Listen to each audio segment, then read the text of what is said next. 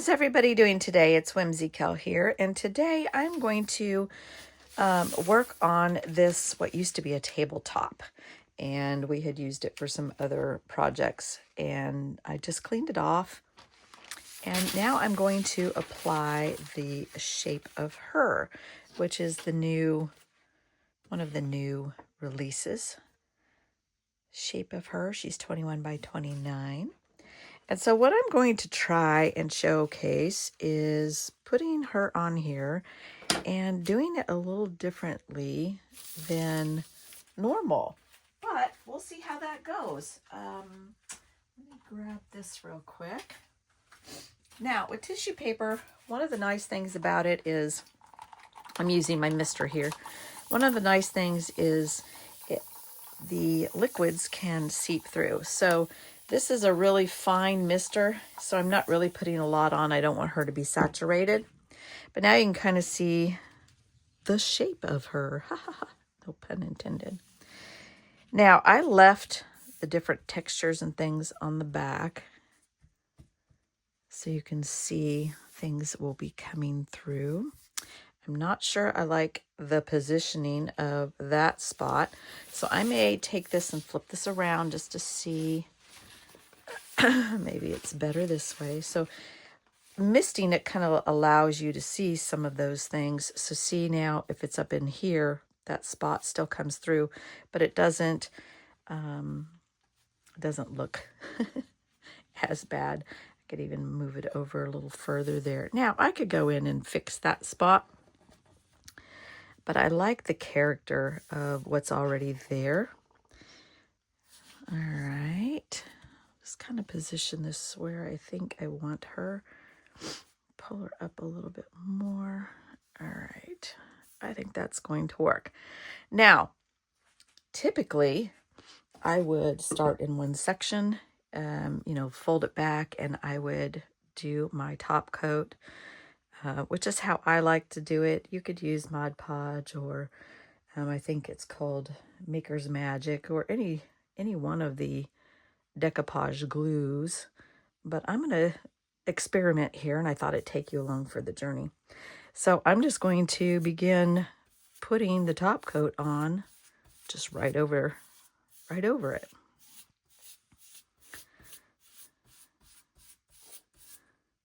Let's see what happens. So I am putting it on pretty generous. I don't know how well you can see that, but it is going on pretty generous.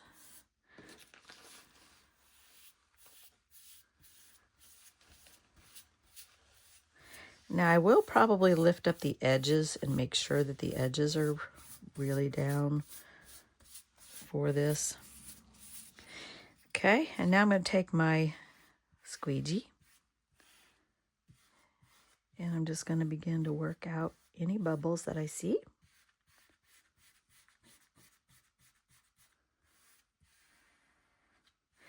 I think this would only work on a flat surface. And for those of you who have been very concerned about fold lines, hopefully you can see that they're coming right out. Okay. One of the things I did on another video was I actually decoupaged it using just water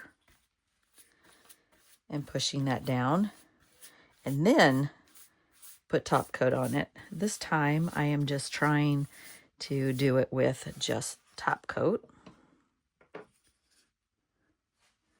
Now, one of the things that I will recommend you do is, if you do have a curved surface like this tabletop, it is better to kind of tear some of the edges or cut into those edges.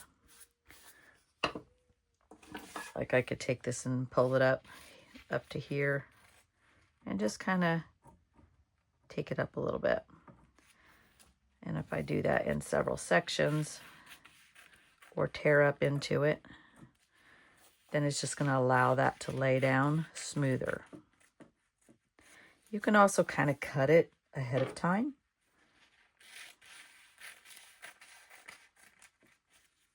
Okay, see how those kind of fold down now smoother?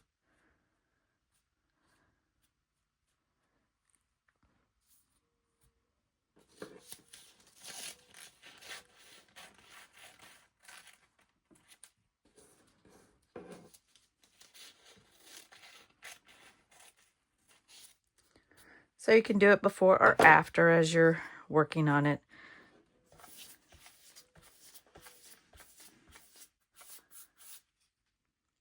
And I'm just using a chip brush. And I think the top coat, I like a matte finish top coat.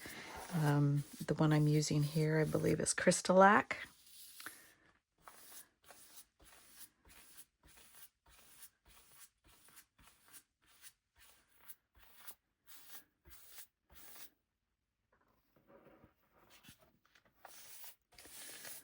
I like how it's going down like this.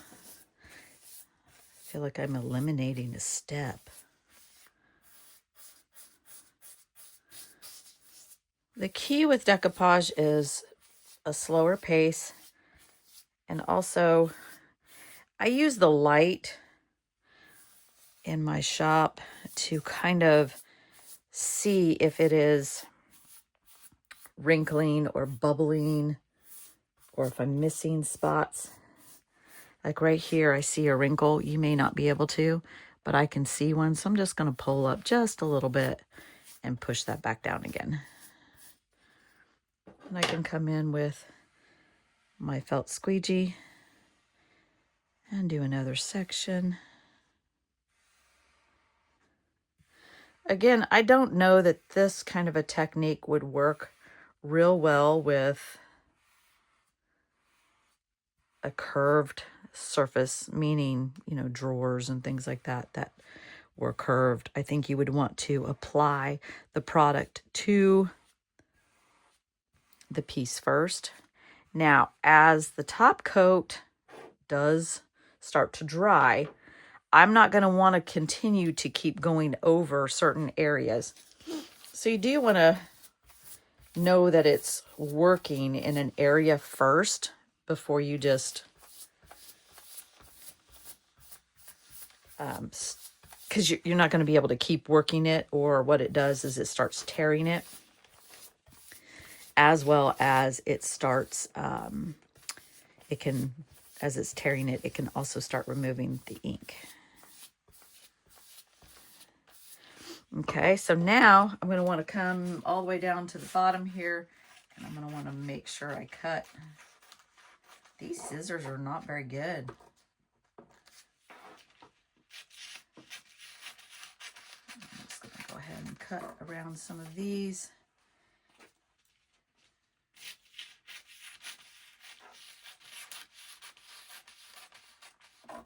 Now, some people like to use their scraps for other things. So if that is you, then I would recommend kind of drawing the piece out before you do this and cutting it so you don't have as much, because this will be a lot of little tiny scraps. Okay, so that's going to lay out there.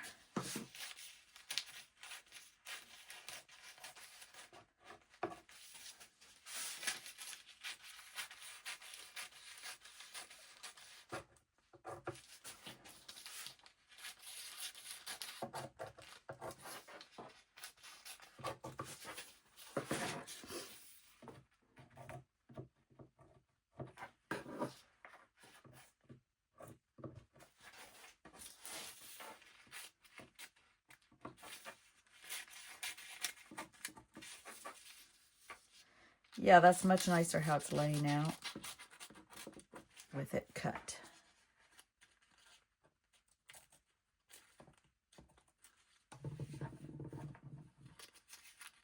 Odd angle for me.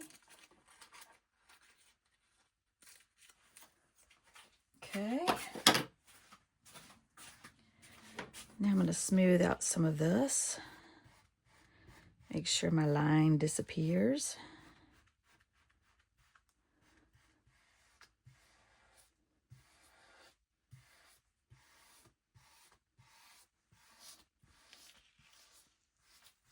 Okay. come back along the edges here.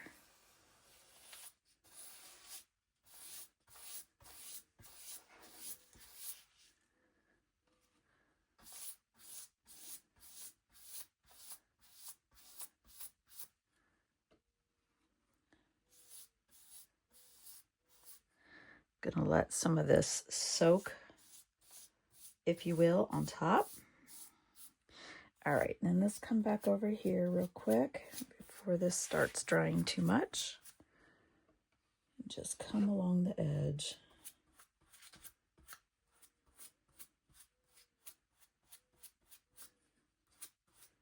Now I'm not applying a lot of pressure on the edges.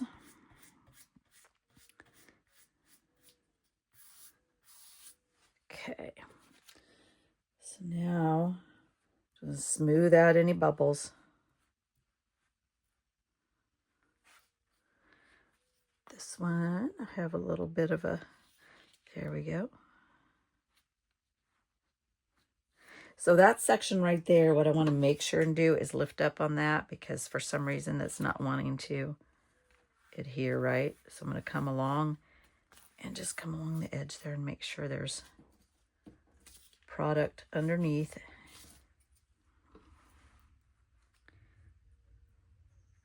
I have a little bit of a tear there that I'll have to work with because I cut it in too far.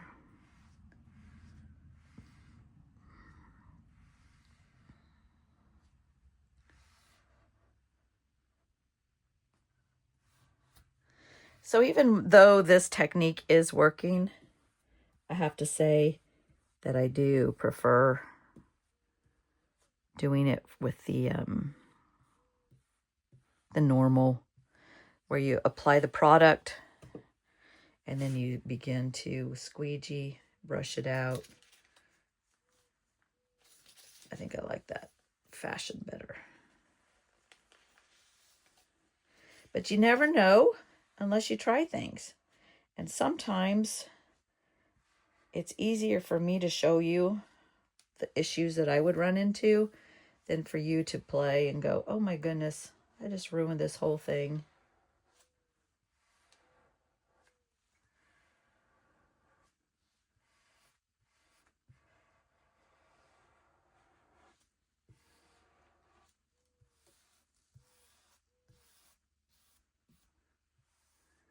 So I'm just going to keep working this just very gently.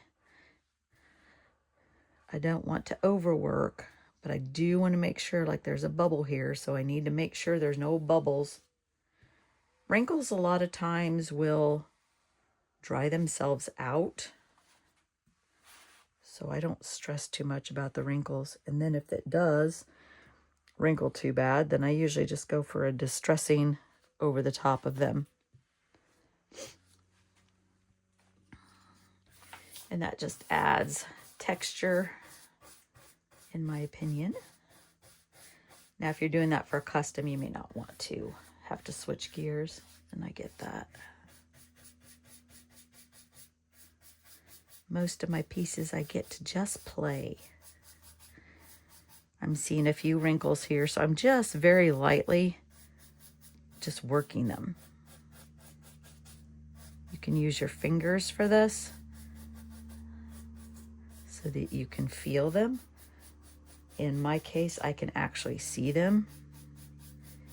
And as I'm kind of doing this weird motion with the brush, I see it actually moving the paper.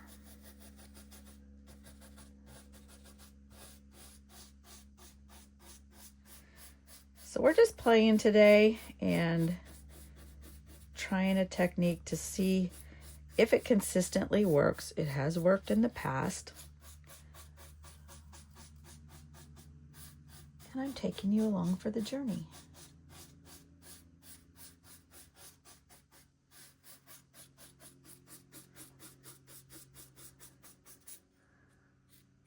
Okay, this little, oops, I made it worse.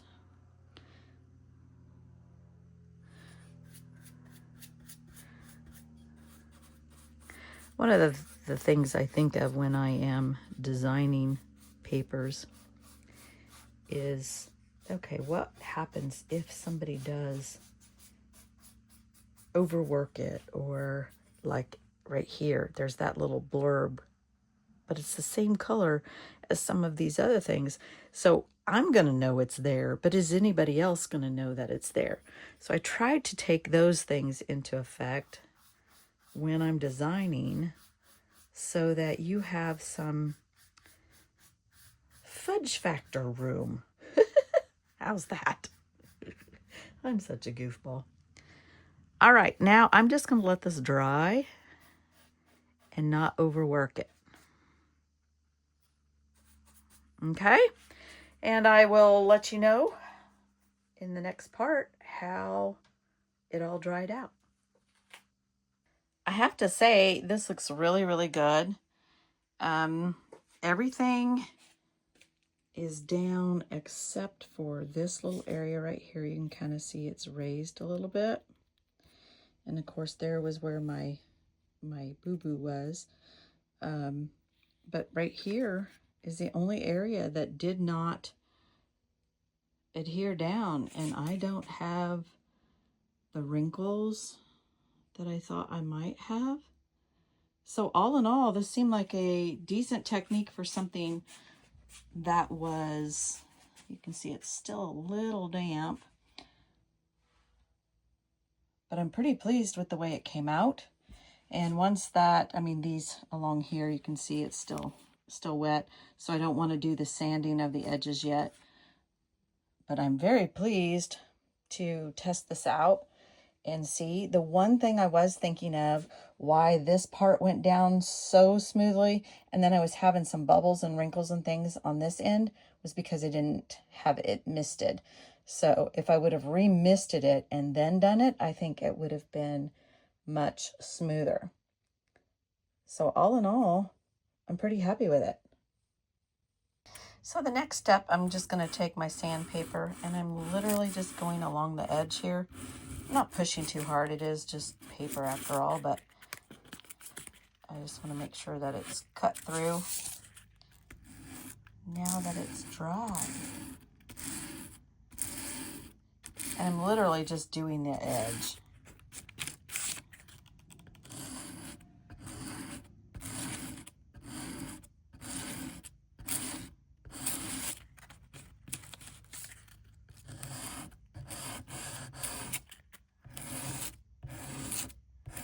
It's better not to go back and forth, but to go in one direction.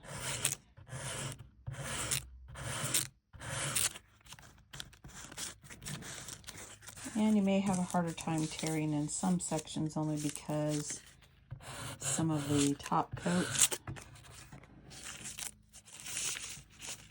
may have seeped in and made it stick down a little lower. There we go.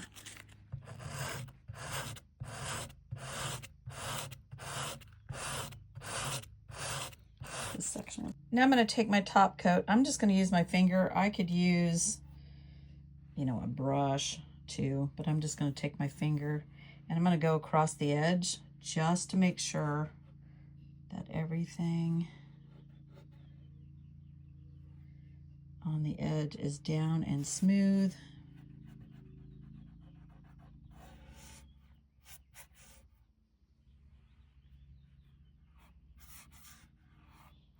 And since it's a matte coat, you're not gonna see this part when it dries. Sometimes if you're using a top coat that is a satin finish or anything like that, you would see and want to do this whole thing. As I just spilled some on there, so we'll just smooth that out like a brush. I'm finger painting. All right, once I have the whole edge done and make sure it's good there,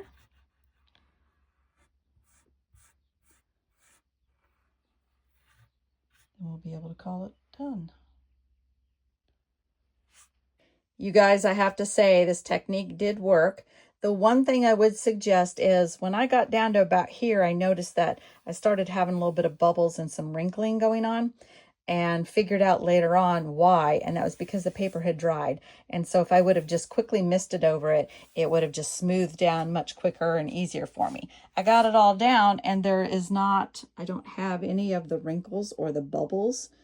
It is really, maybe I can do it this way so you can see kind of the light aspect of it.